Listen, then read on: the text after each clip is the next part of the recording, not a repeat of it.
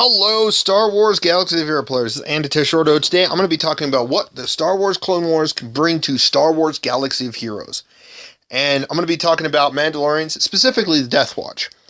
Let's get into it. The Mandalorians are a faction, a lot of players and fans want in the game, but we have yet to receive them, which is kind of a disappointment, but what can you do, right? So, hopefully we get something this year Mandalorian-esque. We need a new faction to change things up. We got the same old factions. We're getting reworks at the time of this recording, or at the time this recording comes out, we should have the Grievous rework kit out. So Separatists will be starting to get their reworks, and hopefully this year we'll also be getting a lot of clone troopers, but we still need Mandalorians. And even if we start off with Death Watch, that's something better than nothing. Again, we do have 6 Mandalorians in game, being Boba and Jango Fett, at least Legends continuity-wise, Sabine Wren, Gar Saxon, Imperial Super Commando, and none other than Canderous Ordo that we got. And Canderous Ordo, I can still see having a journey character, like Journey to Mandalore character event, or Rise to Mandalore journey event, or whatever, to getting Mandalore the Preserver from KOTOR 2 down the road. But of course, they, I think, would still need some other characters to fill in. But then again, we might already have them. Canderous, Revan, T3, HK, and maybe Bastila. And some of the battles would just be T3, just to be filler, HK, Revan, and Canderous. Well, and Canderous, of course. So, yeah. Who knows? But going on to it, though, let's talk about Death Watch. They were all headed by Pre Vizsla, so easily I can see Pre Vizsla's leadership not just be supporting Mandalorians, but also have a little bit of bonuses to just Death Watch. So any other Mandalorians that are currently in game, he would give them bonuses, but not all bonuses. Especially since Jango Fett would have been, at least Legends was a rival to the Death Watch. So, but yeah, we got Pre Vizsla, obviously the leader, also one of the main users of the Darksaber. So obviously we'd probably see an ability that creates armor shred. And then he either has like a targeted shooting ability that shoots those little circular blades that cuts Darth Maul when he's facing Maul. He's got a flamethrower, a rocket pack. He even had some grenades. His pistols. So there's a lot Pre Vizsla can do. So we'd have to see what happens whenever he does come to the game. Because I'm predicting in the next year and a half he's going to be joining the game. So we're going to have some sort of Mandalorian faction in the future. Next, Bo-Katan, the female that has been working with him to overthrow Duchess Satine, which is also Duchess Satine's sister. Satine Kryze's sister. Bo-Katan. We could also see some of the female warriors that are behind her come to the game as kind of like filler characters. That's the same with the Death Watch soldier, as like a Death Watch warrior, Death Watch assassin, Death Watch sniper. We've also had a sniper that was trying to take out Satine on Coruscant when she went to Coruscant. But I want to make a quick mention to this guy here, this main Death Watch soldier with the Mandalorian logo on his chest. He's appeared in a few different episodes, and he seems more noticed than all the other Mandalorians, if you really watch that.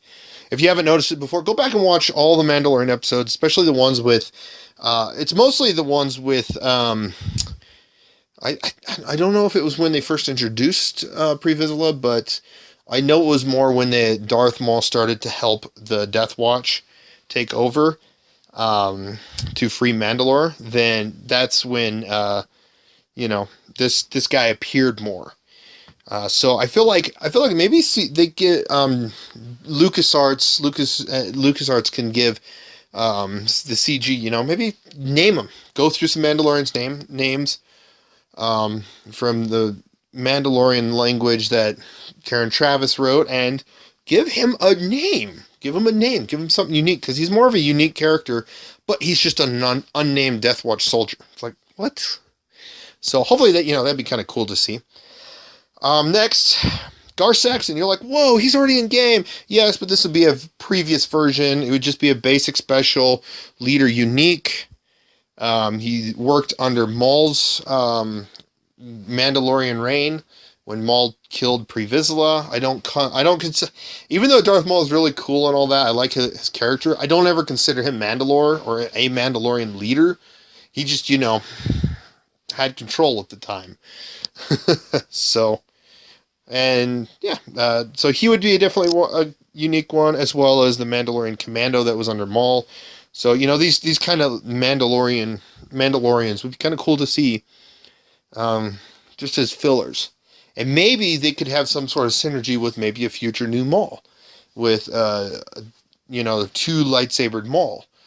And maybe something unique about that Maul is he starts off with just his red blade, and then kind of like CLS's ability to go from defense to offense.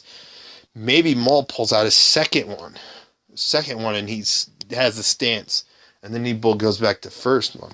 Who knows? Kind of cool.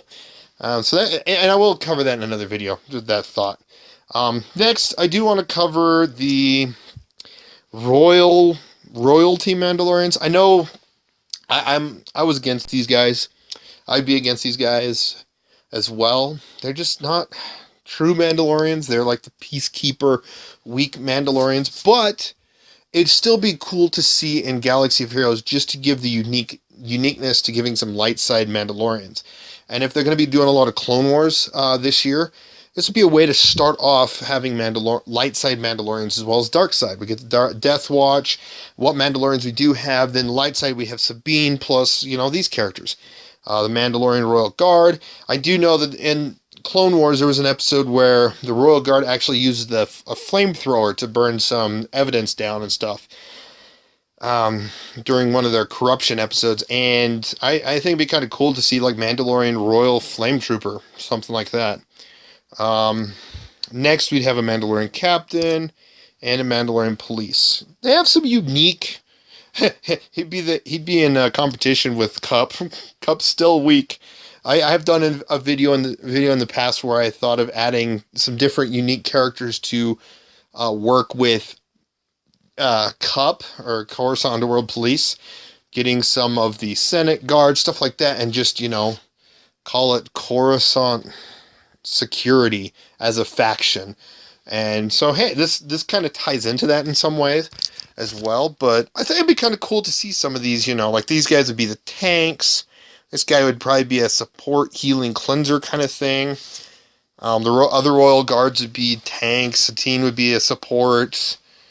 Or maybe he would be an attacker, the damage dealer, and then the flame trooper would be a damage dealer. So it'd be kind of cool.